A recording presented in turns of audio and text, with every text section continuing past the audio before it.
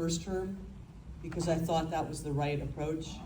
My button's bigger than your button and it works. Mm-hmm. But, and also, Trump gave the best speech about North Korean human rights of any president, South Korean or American, at the Korean Assembly during his first term. He spoke very eloquently about all the issues, about the political prison camps, about the other. Now that may have been what led Kim Jong-un to have negotiations with the Trump administration. But when he was talking about exchanging love letters and holding hands, I became physically ill.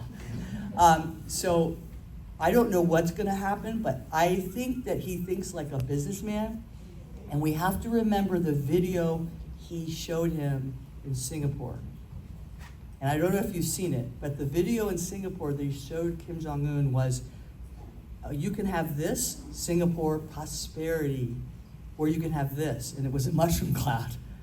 And so I think that, I'm hoping that he will go back to being very hard line on this issue. I wish that he would say to Kim Jong-un, you've been a terrible leader of your people, you're fired. That's what I hope you do. But I think that he will be very respectful of President Yoon's policies, and he understands the importance of the South Korean-US alliance. And I don't think, being the businessman he is, that he's gonna get fooled again. Because I really think that he was manipulated by Kim Jong-un. I mean, that's what they do. They do it all the time, and I've seen it again and again and again. They play on our governments. Oh, we'll have negotiations, but all the North Koreans are doing is extracting concessions and aids and trying to get the regime to survive. If we would start looking at the mindset that what the North Korean defectors know, Kim Jong-un does not care about the people, and when you're negotiating with him, he's only negotiating for his own, the salvation of his own regime. He's not doing anything to help their people. But if we can just keep at the forefront that this is, the guy sitting across the table doesn't care about the North Korean people, and you better, when you're negotiating with them, that'll change everything. So I'm hoping that that he'll have that. I mean, I'm encouraged that I think he learned from the developments in the past. And again, I think he'll be very respectful of President Yoon's policy. So that's the first question. The second one is about when will the regime collapse? Tomorrow, I said, tomorrow. It could happen in a couple of hours. No, I really do believe that that people are well, there have been times when the people have risen up. And I think that 2009 was one example, which was when there was this huge pushback because the women had created the market system during the Arduous March. And if you remember what happened that time in 2009, Kim Jong-il had to respond because there was this huge outcry and pushback when they devalued the currency because they were trying to reassert control of the markets because they had completely lost control. And they had to step back and say, oh, sorry about that, and they had a guy executed, and Kim Jong-il was like, he did it, it was all his idea, I had nothing to do with that idea. So we've seen that kind of thing happen, and I think that that's what's starting to happen now, and that's why you see these things. So I think it could happen anytime, but that's why we have to be clear about what our desires are, because we have to realize that even the elites in power who are part of the structure of control are trapped themselves. And then the third was, I'm sorry, the third one was... The third one is, you already answered that. Oh, about it. I asked all of them? Yeah, President Yoon. All right, thank you. Thank you. Anybody else? So many, other organizations focus on North Korean human rights. And what are your unique aspects of your work? And also, how do you collaborate with other human rights groups? Well, we have, we do all of our work with a whole group of organizations. The North Korea Freedom Coalition is an organization that's composed of many, many different organizations and many, many individual private citizens. And people that are part of our coalition, we have retired senior citizens to high school students, college students, NGO leaders, and we meet about once a month. Most of our meetings are online, and we have people participate. The North Korean defectors actually participate and report back to us what's going on with Operation Truth. And anybody can join the North Korea Freedom Coalition. So, and people join as individuals or as an NGO leaders. And we have 3 types of members. One is a private member, and we never acknowledge their members, but they get all the benefits of being members, and that's for people that are working in the Underground Railroad. They're involved, like maybe working out of China, and they can't be affiliated with us. And then we have friends that are people that have worked in the government. We actually have people that worked in the UNHCR that were members, that were private members, who couldn't affiliate formally, but that's how we were able to rescue a lot of refugees, because we had people that were helping us. And then we have people that don't mind being affiliated with us, that are public members, but that's how we coordinate, and we welcome anyone, except that we ask that people share a statement, sign a statement of principle that they agree with us that we believe that in promoting human rights and the freedom of the North Korean people, and also that they pledge not to share information that's when we have a meeting. Most of the time in our meetings, we want everybody to know what we're doing. We want Kim Jong-un to know what we're doing, because we want to give him, no. But anyway, we ask people in case the defectors are reporting about a sensitive thing that they not disclose that, so that people feel free to be able to share things. Like, for example, some of these are happening with some of the refugees trying to get out. And we, in all the years that we've been doing this, 20, 30 years, we've never had anybody compromise. So, but it's amazing. So we try to coordinate with everybody. Everybody wants to be a member, but doesn't mind being affiliated with us, so. Thank you so much. We would like to listen all night long, but I'm sure it's time-wise, it's almost 6:30. Everybody hungry? Two more? Okay. Well, President say 2 more, so there's be 2 more. Go ahead. Listen to the president. No. Okay. Thank you so much, Susan. According to your lecture, and also I heard that many North Koreans really want unification, but in South Korean, and unfortunately, I think we have so many different opinions, and when young people is not interested for unification much. What do you think most, you want, South Korean people to do for unification? Well, I know that there's a lot of concerns in South Korea. Part of the concern is that they're really concerned, not any of you, but a lot of young South Koreans are really concerned that if the regime collapses, that it's going to be a huge economic burden on South Korea. And they're concerned about the prosperity of South Korea being really damaged by the collapse of the regime. I completely disagree with that point of view. I think it's going to be, well, there was a phrase bonanza that was done by a book written by a South Korean. I think it's going to be a bonanza. And here's why. And also, there's a fear that when the regime collapses, that South Korea is going to be flooded with refugees. And I totally dismiss that. When the regime collapses, the reverse is going to happen. You're going to have so many people that want to go to North Korea. And I always tease about the Presbyterians and the Baptists and the Catholics are going to be fighting for territory, churches, all the big corporations, all the land speculators. There are going to be so many people that were going to go there. I know so many. All the North Koreans are going to want to go home and build the freedom, build a prosperous society that they've got to witness in South Korea.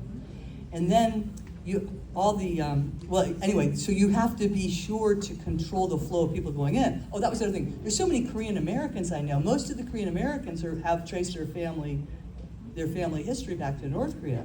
So a lot of Korean Americans are going to be going back.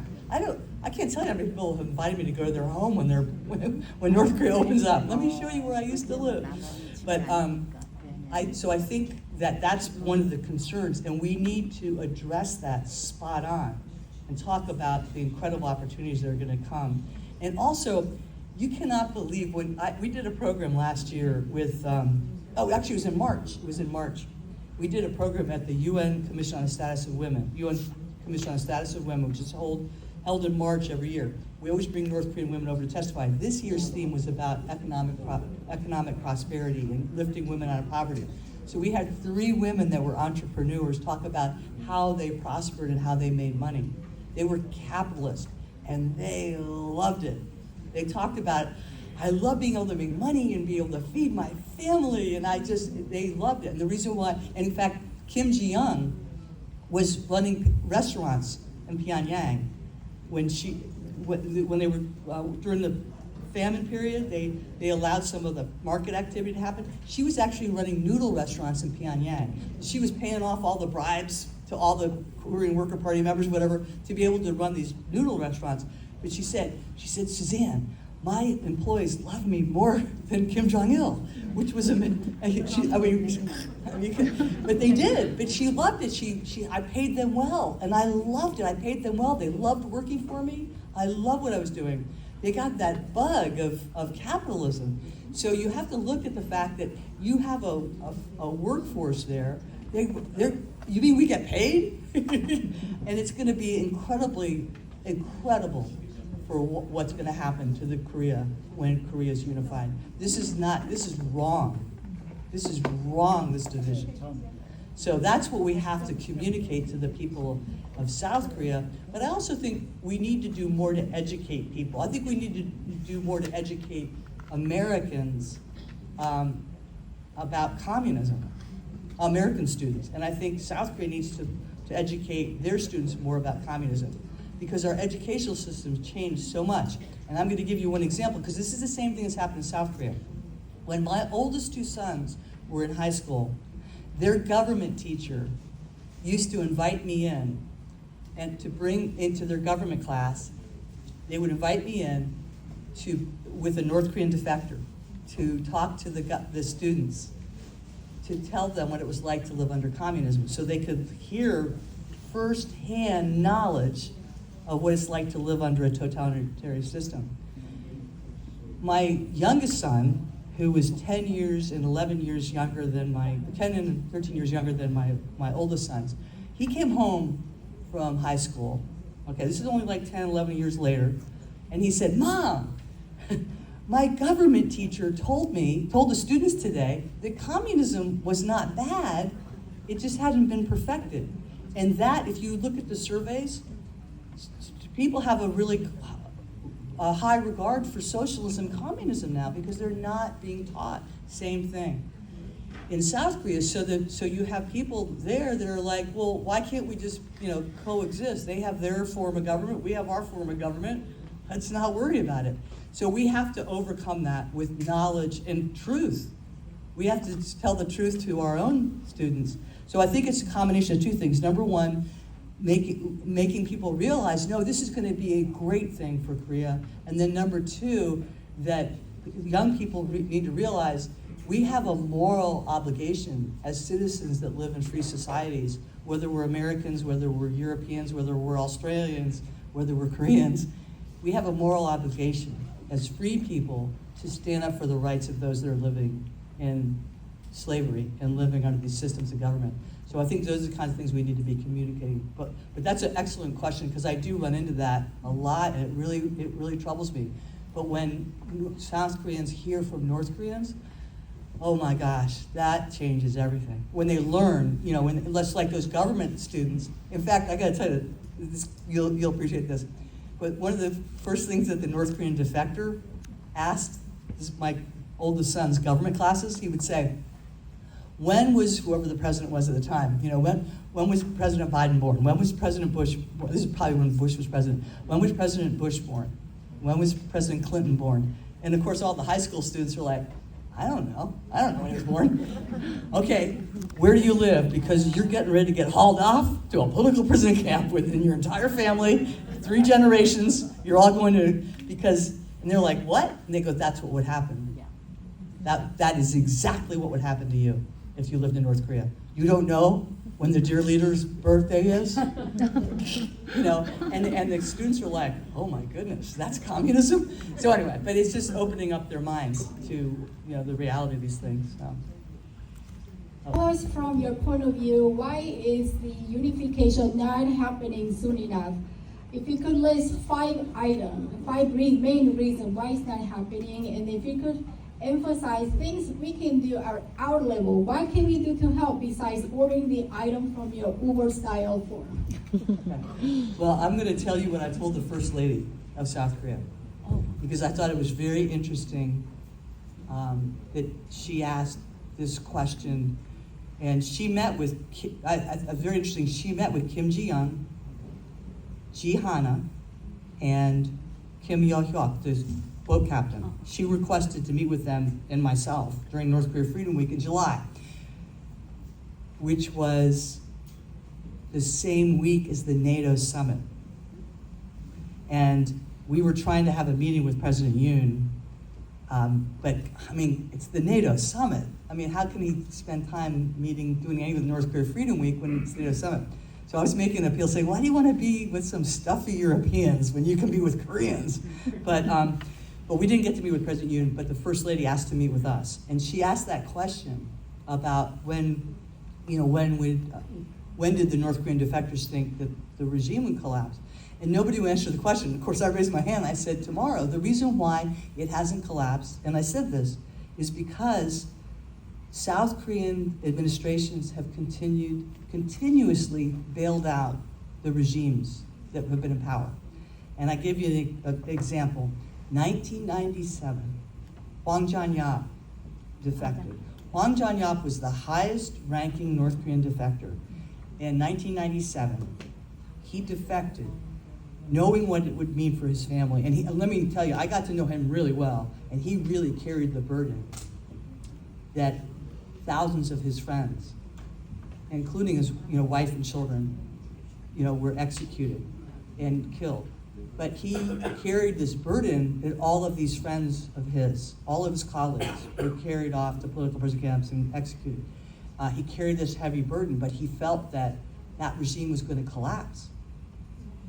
He felt that regime was going to collapse in 1997, and he thought, I'm going to go to South Korea and I'm going to help guide policy because the end is coming to that regime. And what happened? The Sunshine Policy. And the whole concept sounds like a great idea. The whole Aesop's fable of shining a little sunshine. The whole Aesop's fable about the guy with the coat on and the sun and the rain, anyway, the wind and the sun are fighting over it. But the whole idea was sunshine. It sounds like a great idea. Let's blow a little sunshine into North Korea. But the only one that got any sunshine was Kim Jong-il. The people didn't. 3 million people died. And in fact, Hwang Jong-yap said 3 million people have died. And nobody believed him. They said, nah, it's like 500,000, a million. And now we know that it was 3 million people. But he thought regimes collapsed. But what did we do? What did South Korea do in response? What did the United States do in response? We started this whole negotiations and we build out the regime. And DJ Kim and Roh Moo-yeon continued it, even though people were dying and starving to death. And so that's why I told the First Lady, I said, if the South Korean government would be firm and remember what President Yoon is saying, that talking about the human rights of the people that are suffering, then that regime would end. But they keep appeasing the regime, thinking that there's going to be some kind of progress, and it never happens. So that's happened again and again and again. So the first thing is, stop bailing them out. It's a failed system that would collapse on its own if we would stop bailing it out. And I don't just blame the South Korean government. The U.S. government's been responsible for that. The fact that they spiked the story in 1999 about the political prison camps. I mean, we did the same thing. We kept wrapped up in these negotiations. And then the second thing is to focus on the people of North Korea and communicate the truth to them and to continue to raise these issues. And one of the things we've got to hold firm on is this. Kim Jong-un is desperate, so desperate that this information flow is continuing. He got Moon to stop, enact this law, that's unconstitutional law, that basically Operation Truth is illegal, even though it's unconstitutional because of that law is still on the books. But Moon was trying to stop all the information from going into North Korea, and who asked him to do that? Kim Jong-un and his sister. Kim Jong-un and Kim Yo-jong demanded that they turn the loudspeakers off at the DMZ, and they stop the leafleting. So they passed a law in South Korea, which got enacted by the assembly, banning this activity, and they were moving towards, Moon administration was moving towards banning the radio broadcasting. Now, very important, South Koreans, under their constitution, have the right to impart information. They have freedom of speech. South Korea is also a signatory to the International Convention on Political Rights. The International Convention on Political Rights gives anybody in the world, any citizen in the world has the right to impart information across borders. And that information can be written, it can be broadcast, it could be any means you want. You have the right as free people to share information across borders. So that law violates South Korean constitution. It violates South Korea's international treaty obligations. It also became a concern to both Democrat and Republican members of Congress. They had a couple of hearings on this. What is Moon doing? Even the Democrats in Congress were like, what is he doing? He's taking away the rights of the people of South Korea, the rights that they're entitled to. So the second thing would be to overturn that law, and fortunately, President Yoon has declared it unconstitutional. They're not enforcing the law. But it shows you, we need to, whatever Kim Jong-un demands of us is what we need to do more of. And remember something else. Most of North Koreans' military assets are near the DMZ. I can't remember the percentage, but I think it's like 60% of their Army and Air Force and large percentage of their naval assets are near the DMZ, so they could hear the loudspeakers. They could hear the information that was being shared. So why did Kim Jong-un demand that they take it down? Because it was having an impact. And now what they're going to try to do is they're doing the trash balloons because they're frustrated. President Yoon won't stop them. President Moon stopped them. Why won't President Yoon stop them? So he comes up with this idea, how do I get the Yoon administration to stop the leafleting, the rice bottle launches, all this information? How do I do it? How do I do it? He comes up with the idea. I know what I'll do. I'll balloon launch them right back with trash and fertilizer. And that's why they're doing it, because they're so frustrated. They can't figure out how to get it to stop. So what they want to do is they want to get the South Korean people to turn against the North Korean defectors that are carrying out this activity. So they're trying to get South Koreans to turn against people that are actually doing good things. So we're sending rice and ramen noodles, and they're sending fertilizer and trash. I mean, that's what's going on here. So we need to stand firm in our convictions of what is the right thing to do. So that's another thing. But because this is still against the law, the Yoon administration can't directly support what we're doing. So that's why we're calling upon private citizens, Americans, to finance this work. And I'm really pleased to report to you that just in the last couple of weeks, a couple of remarkable things have happened. Operation Truth has been carried out almost 100% by Americans. And when I say Americans, I'm talking about Korean Americans, churches. It's churches across this United States. Almost all the funding has come for Free North Korea Radio from this continent and from the USA. And that includes just one donor, as a retired school teacher, an Anglo woman who's a retired school teacher, has a heart for North Korea. She sacrifices and sends us $10 a month. And we got a church in California, has a heart for mission. They send us $1,000 a month. And then we have a Korean church that does $250 a month, whatever. It's just people coming together to do this. But two incredible things, remarkable things have happened recently. Number one is, the last time I was in Korea was in September. And when we went to do one of the launches, I noticed all these people that I'd never seen before had been defectors. They were so intimidated to do anything before, but now they're seeing what you're doing and they want to be a part of it. So now you have more of these North Koreans that are showing up going, I want to take part. But the other remarkable thing happened is I'm very conscientious about reporting back to people when they make their delivery. I'm very conscientious. I send the money regularly, but the North Korean defectors know I'm not sending it again until you track and show me everything that you sent in. because people will keep supporting you. You show me that you send in a ton of rice, they're going to order a ton more. But something else happened. I said, well, who did that launch? The one that just happened a couple weeks ago. And they said, oh, Suzanne, a church in South Korea, they heard about what we're doing, and they funded the entire thing. So now you have churches in South Korea that are saying, no, I'm going to speak out. I'm going to do something about this. So it's getting more people involved. So I think it's just continuously not, just understanding it's going to get hard, and it's going to get harder, but we have to continue to do this and support in any way we can. We have to keep speaking out, and we have to keep keeping our eyes on the people of North Korea, not losing that. That's what our heart and passion has to be, everything we can to do to help them. So anyway, I hope that answers the question. Anyway, thank you. And a lot of prayer too. Thank you very much. Okay. 오늘 뜻깊은 강연을 해주신 수현 선생님